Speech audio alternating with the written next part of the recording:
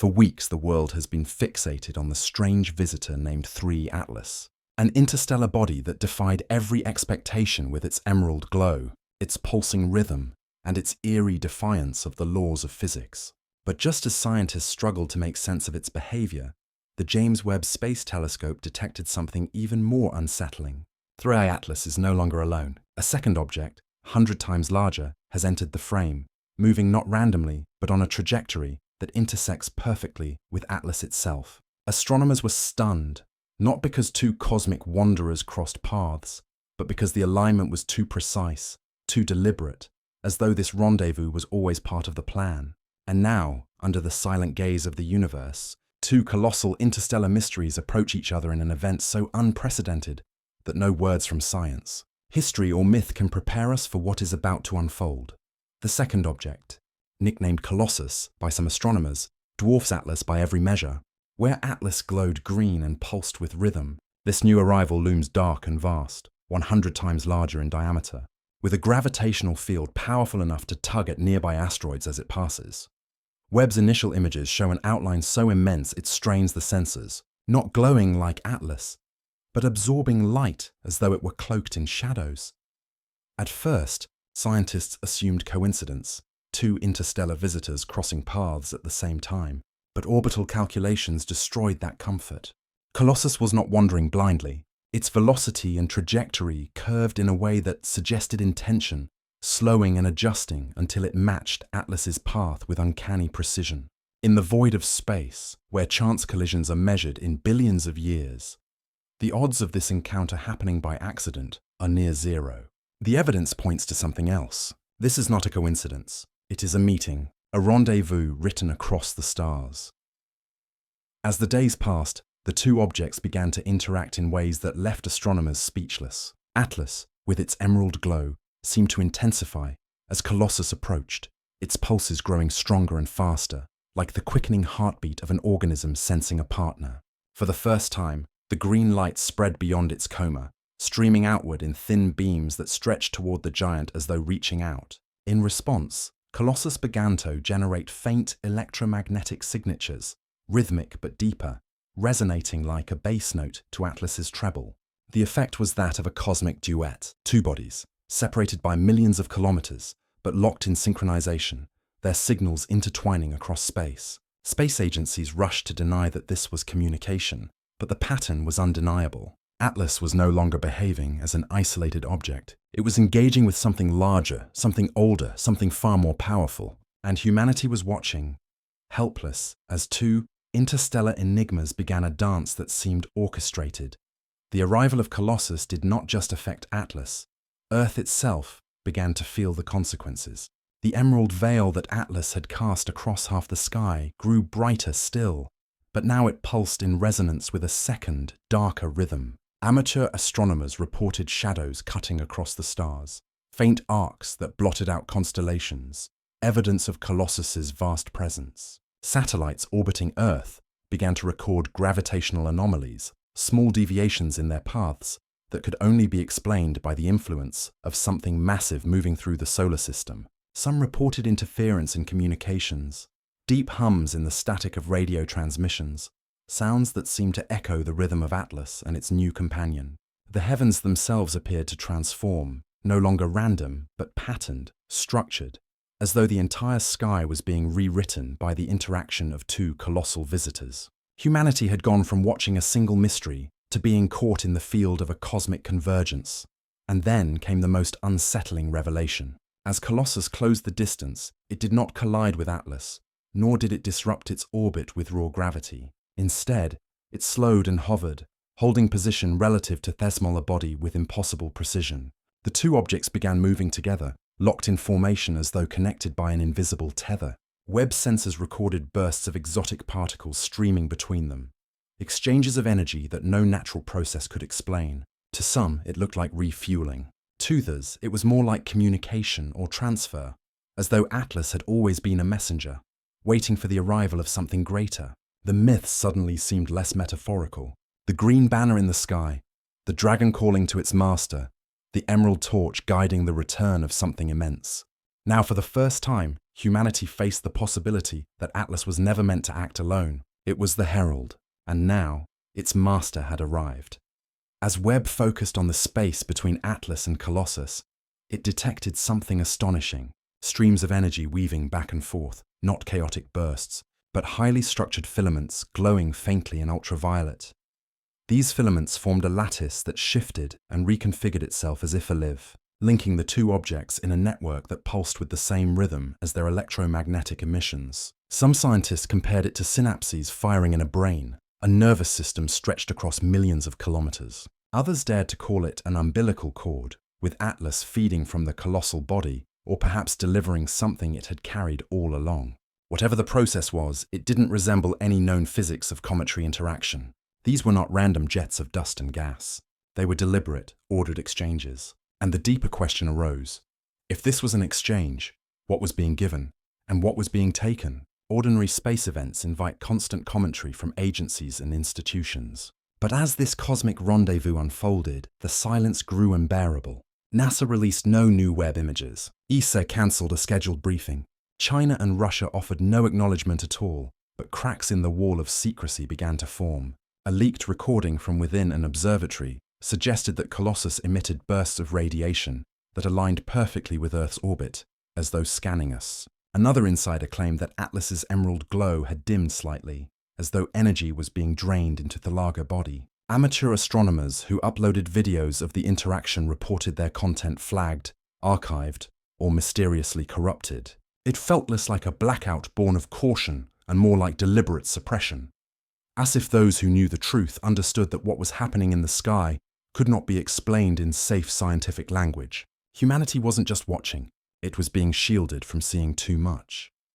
As the connection between the two objects strengthened, the rest of the solar system began to feel the resonance. Magnetometers on Jupiter's moons recorded synchronized fluctuations. The solar wind itself bent, shaped not by the sun, but by the electromagnetic dialogue between Atlas and Colossus. Even the distant voyagers, on the edge of interstellar space, picked up faint but structured pulses echoing the same rhythm. The entire system seemed to vibrate with their frequency, as though the rendezvous had awakened a resonance that spread outward like ripples across a pond. Scientists struggled to classify the event. Was this a form of communication on a scale beyond imagination? Was it energy transfer? Or was it something far more profound, a process that required the entire solar system as its stage? Whatever it was not contained. Every world, every spacecraft, every field of plasma felt its tremor. Atlas was no longer an isolated anomaly. It was part of a system-wide transformation. And then came the most chilling aspect of all: behavior that suggested purpose. The lattice of energy between Atlas and Colossus began to shift into repeating geometries, triangles, spirals, and grids that rotated slowly before collapsing and reforming. Webb's algorithms flagged them as mathematical structures, patterns that bore resemblance to known constants and ratios found in biological systems, architecture, even ancient symbols carved into stone on Earth. Were these mere coincidences of plasma physics, or was the universe itself writing a message across the sky? Some suggested Atlas was a seed and Colossus the soil, that this was a process of activation. Others whispered of a fleet, with Atlas nothing more than a messenger beacon calling its master home. Whatever interpretation one chose, the message was undeniable. This was not chaos. This was not accident. This was design. And the rendezvous was only just beginning. Observers across the world began to notice something unsettling. 3E Atlas, once the emerald torch that painted half the sky, was no longer burning with the same intensity. Its pulses, once steady and strong, seemed to weaken, their intervals stretching as if its energy were being siphoned away. Spectral readings confirmed that the coma of Atlas was shrinking, not dispersing into dust like an ordinary comet, but contracting inward, its light folding into the filaments that now tethered it to Colossus. To many astronomers, it looked like a sacrifice, Atlas giving itself over to the giant that had just arrived. For weeks, humanity had thought of Atlas as the main event, the enigma that demanded answers. Now it was becoming clear. Atlas had only been the beginning, a herald whose sole purpose was to deliver something to its master before fading into obscurity. As Atlas dimmed, Colossus began to change. At first, it was nothing more than a massive light-absorbing shadow, a presence that seemed to swallow starlight without reflection. But then, as energy transfers continued, faint glimmers appeared along its surface, not random, but patterned, like the slow ignition of a vast structure. Webb captured images of glowing arcs stretching across its edges, forming a lattice of light that shifted and grew more complex with every pulse it absorbed. Some researchers compared it to the activation of circuits, as though Colossus had been dormant until Atlas arrived with the spark to awaken it. Others saw something even more terrifying: the suggestion of structure on a scale beyond comprehension, lines too straight, patterns too deliberate to be natural. Colossus was no longer just a dark mass. It was becoming something active, something alive, or something built. Soon, the influence of the rendezvous extended far beyond the two objects themselves. Probes stationed near Saturn reported deviations in their telemetry, small distortions that hinted at gravitational anomalies spreading outward. Light from distant stars passing near Colossus appeared to bend naturally, not like ordinary gravitational lensing but in fractured, rippling patterns, as if space-time itself were being rewritten around it. Astronomers whispered about localized warping, the kind of distortion only theorized in advanced propulsion systems. Could Colossus be creating a field, preparing to move in ways no natural body could? Or was the distortion simply a byproduct of processes so far beyond human understanding that the distinction between natural and artificial no longer mattered? Whatever the answer, the solar system itself was being reshaped by its presence, a reminder that we were no longer dealing with objects, but with forces capable of bending the fabric of reality. The final sign came not in light or matter, but in rhythm.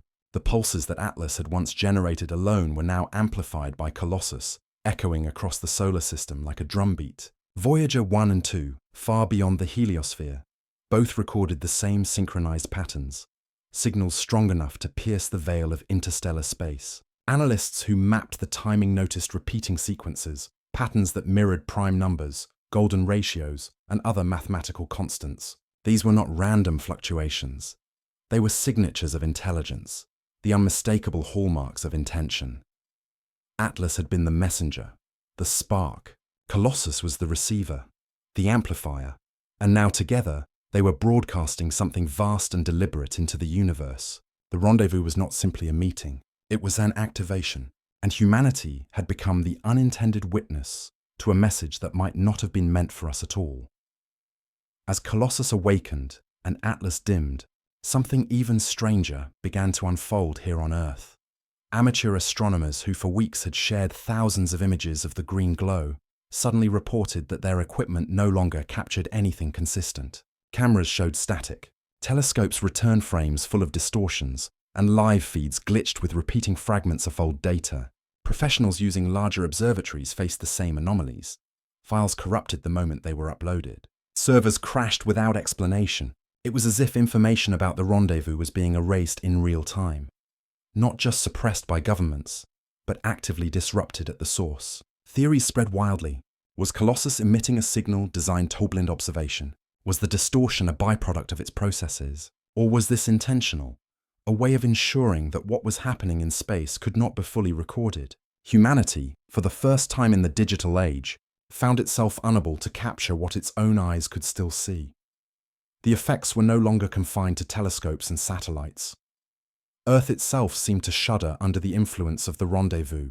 Magnetic field fluctuations intensified, triggering auroras so strong they reached across equatorial skies. GPS systems faltered. Planes reported navigational errors, and ships at sea lost contact with satellites. Power grids flickered as sudden surges of electromagnetic interference rippled through transformers. In some regions, people reported strange physical sensations, headaches, ringing in the ears, even vivid dreams that seemed to pulse in the same rhythm as Atlas and Colossus. To the average person, it felt like the world had been pulled into the resonance, its invisible systems hijacked by a frequency that came not from Earth, but from the heavens. If this was an accident, it was catastrophic. But if it was deliberate, then it meant the rendezvous was not indifferent to us. It was reaching into our world on purpose. Then came the night when Colossus's shadow moved fully across Atlas's emerald glow. Observers described it as an eclipse, not of the sun or moon, but of a comet by something 100 times larger. The green veil that had stretched across half the sky dimmed, its brilliance blocked by the colossal body, leaving only faint rays seeping around its edges. For hours, the sky was dominated by the outline of Colossus, a shape so vast it swallowed constellations whole, its presence undeniable even to the naked eye. The spectacle was both breathtaking and horrifying, an unnatural eclipse in the dead of night, a reminder of scale that defied imagination. And then, as Atlas all but vanished in the shadow, new streams of light erupted from Colossus itself, geometries of emerald and indigo streaking outward, structured patterns that rotated across the heavens. Whatever was happening, it was no longer just a rendezvous. It was a transformation. And now, Colossus was the one riding across the sky. When scientists analyzed the geometric light patterns emitted after the eclipse, they discovered something that froze them in disbelief.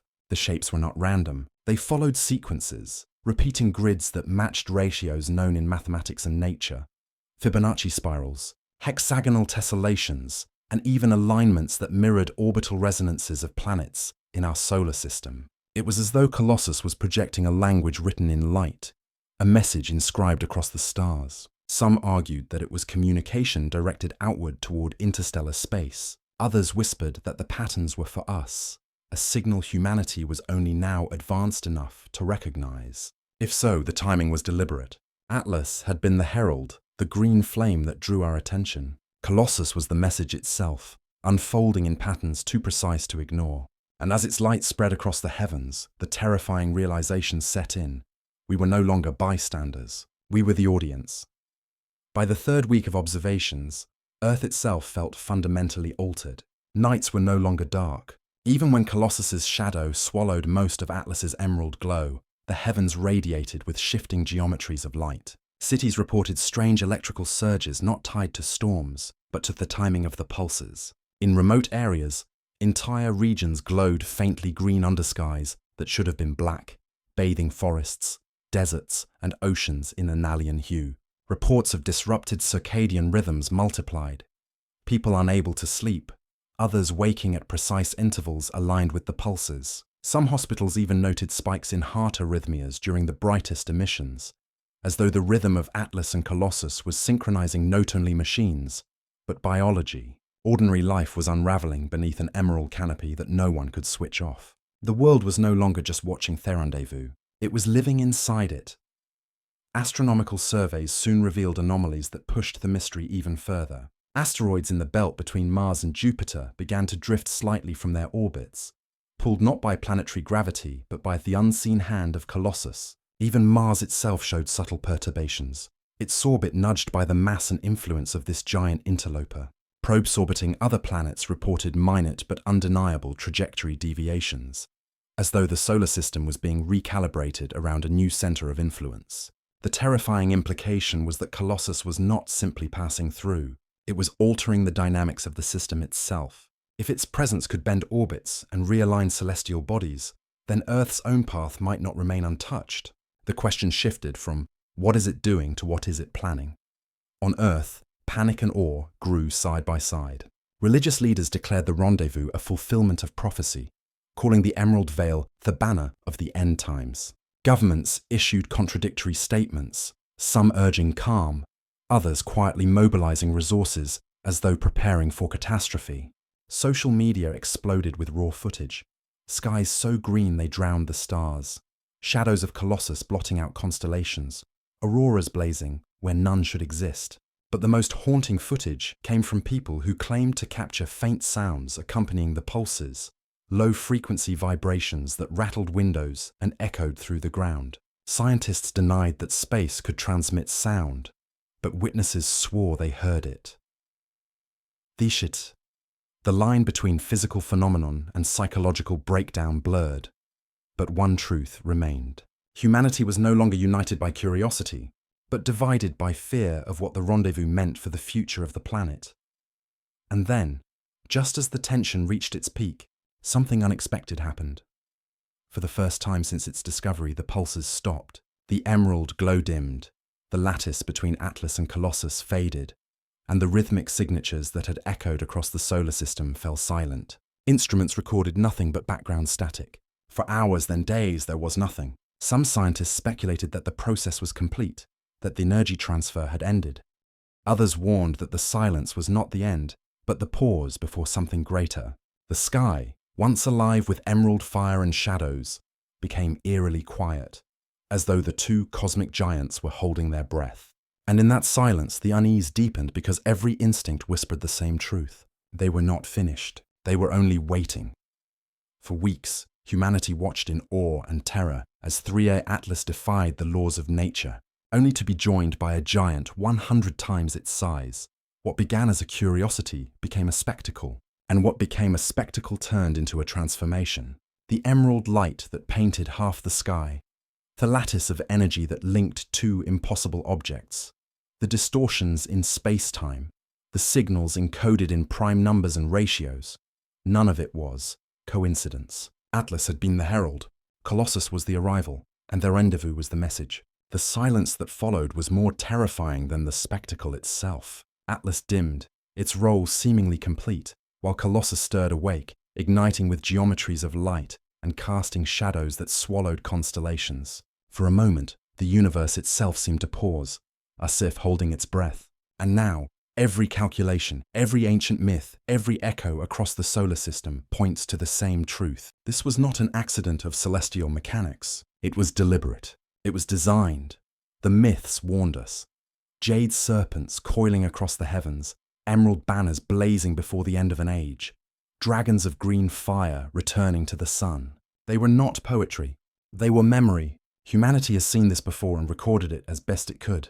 Now, with instruments capable of piercing the fabric of the cosmos, we see it for what it truly is: a cycle, a rendezvous that repeats, a process far older than our species. And the most chilling question is not what we have already seen, but what comes next. Was this meeting the awakening of something dormant? Was it communication across distances we cannot fathom? Or was it a signal, a call broadcast into the void, announcing that the solar system has been marked? The silence does not comfort. It unsettles, because silence is rarely the end. It is the pause before the storm. So look into the sky while you can. And remember, you are not watching comets or interstellar debris. You are watching the convergence of forces so vast that they reshape the sky itself. The rendezvous has begun, but its purpose remains hidden. And when Colossus moves again, when the silence breaks, the world will learn the truth that has been waiting in the stars for millennia.